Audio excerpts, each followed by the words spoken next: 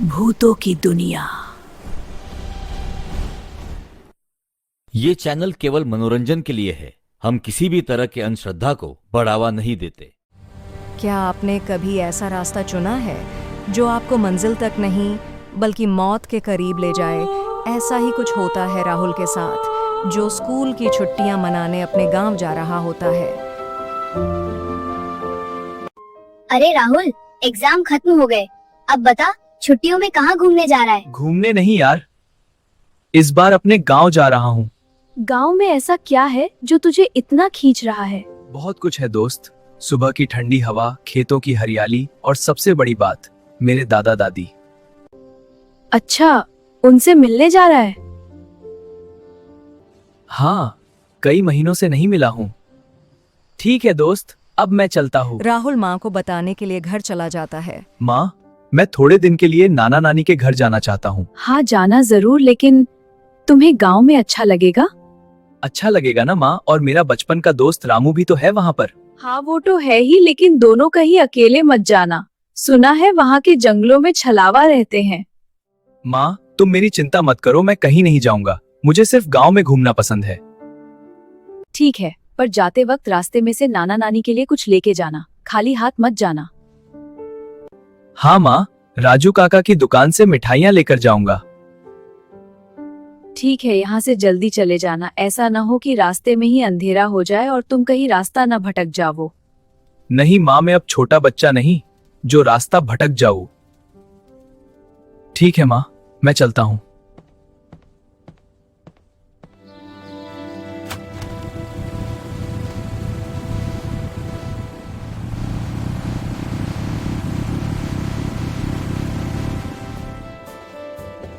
राजू काका, जलेबी और पेड़े पैक कर दो। हाँ बेटा, अभी देता हूँ। ये लो, ताजा। रात के करीब 8 बज चुके थे।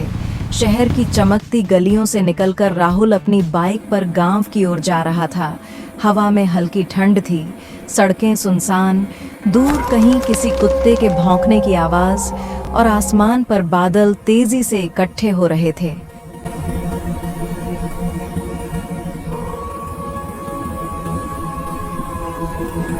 अगर समय पर निकल गया होता तो अभी तक गांव पहुंच भी जाता। अब तो अंधेरा भी बढ़ता जा रहा है।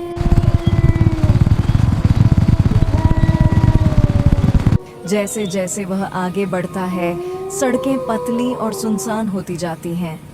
चंद मिनटों बाद जीपीएस भी सिग्नल खो देता है। करीब मैदान खत्म होते ही सड़क एक घने जंगल में मुड़ गई। पेड़ों की शाखाएं ऊपर से ऐसे झुकी हुई थीं जैसे किसी दैत्य ने अपने हाथ फैला रखे हों। राहुल सोचता है, शायद यही रास्ता गांव का छोटा शॉर्टकट होगा।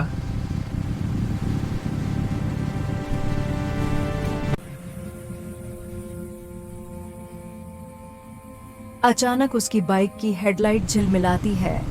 एक अजीब सी ठंडी हवा चलती है और माहौल खामोश हो जाता है। तभी दूर एक पीली हल्की रोशनी दिखाई देती है। वह रुकता है और देखता है जंगल के बीचों बीच एक पुरानी चाय की दुकान। आजा बेटे, चाय पी ले, रात लंबी है। राहुल बैठ जाता है। बूढ़ा उसे घूरता रहता है जैसे वो कुछ जानता हो। बाबा, ये रास्ता गांव की तरफ जाता है। रास्ता तो जाता है, पर बेटा अकेले मत जा। रात को यह जंगल जागता है। अंधेरे में कई घर दिखते हैं, पर हर घर घर नहीं होता। आपकी बात का मतलब नहीं समझा। अगर आगे बढ़े और कोई पुराना घर दिखे तो अंदर मत जाना, चाहे बारिश कितनी भी क्यों न हो। बात खत्म होते ही हवा तेज चलने लगती है। राहुल अपनी बाइक स्टार्ट करता है और आगे बढ़ता है, पर कुछ मीटर चलते ही मूसलाधार बारिश शुरू हो जाती है और राहुल की बाइक बंद हो जाती है। कई बार कोशिश करने पर भी बाइक चालू नहीं होती। राहुल घबराकर इधर-उधर देखने लगता है। एक बिजली की चमक होती है और उसके सामने एक पुराना टूटा फूटा 2 मंजिला घर दिखाई देता है।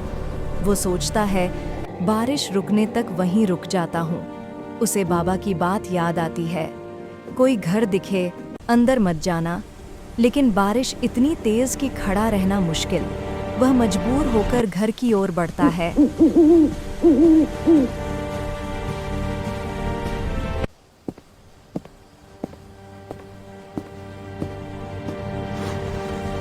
अंदर पुरानी दीवारें, टूटे फर्नीचर, मकड़ी के जाले, जैसे सालों से कोई वहां नहीं आया हो। पर अंदर पैरों की आवाज गूंजती है, जैसे कोई ऊपर की मंजिल पर चल रहा हो। राहुल आवाज लगाता है, कोई है क्या? पर कोई जवाब नहीं। लेकिन ऊपर से एक लड़की के हंसने की हल्की आवाज सुनाई देती है। बिजली की चमक में राहुल देखता है, सीढ़ियों पर एक सफेद कपड़ों में लड़की खड़ी है, बाल आंखों पर झुके हुए।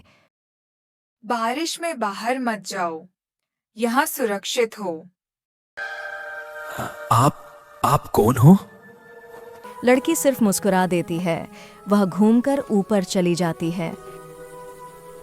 राहुल पीछे पीछे जाता है। ऊपर पहुंचते ही कमरा खाली, ना लड़की, ना किसी के पद चिन्ह। अचानक दरवाजा जोर से बंद हो जाता है। कमरे में ठंड बढ़ जाती है, दीवारें खुद हिलने लगती हैं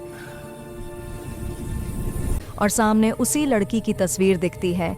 तस्वीर के नीचे लिखा है मृत्यु 1998।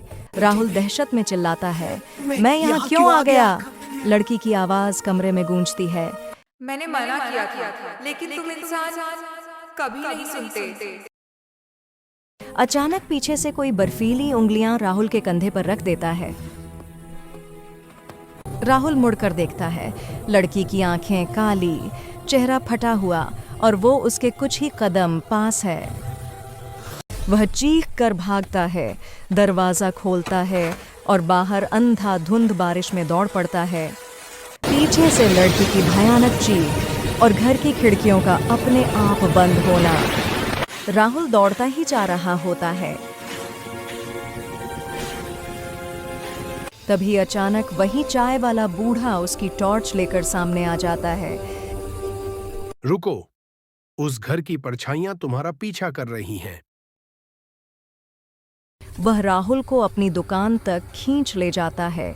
जैसे ही दोनों दुकान में घुसते हैं, दुकान के बाहर कोई जोर से दीवार पर वार करता है, जैसे कोई अंदर घुसना चाहता हो।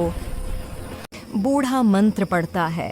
दुकान की दिए की लौ तेज चमकने लगती है और बाहर सब शांत हो जाता है।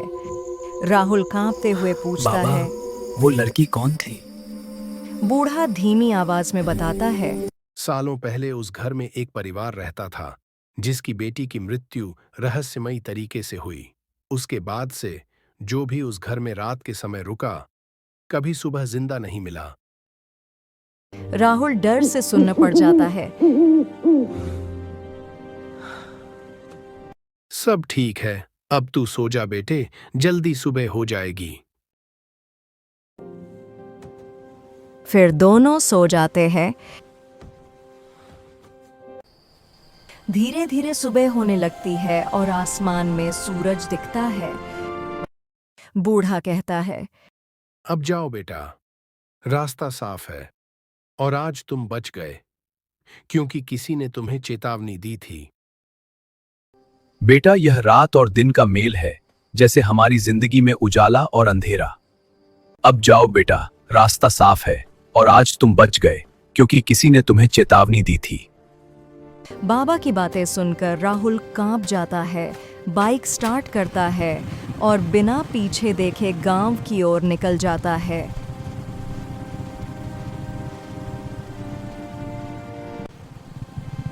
थोड़ी देर बाद राहुल अपने गांव पहुंच जाता है।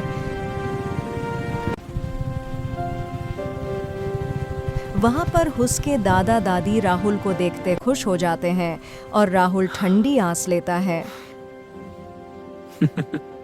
और राहुल बाइक से उतरकर अपने दादा दादी के पैर छूता है।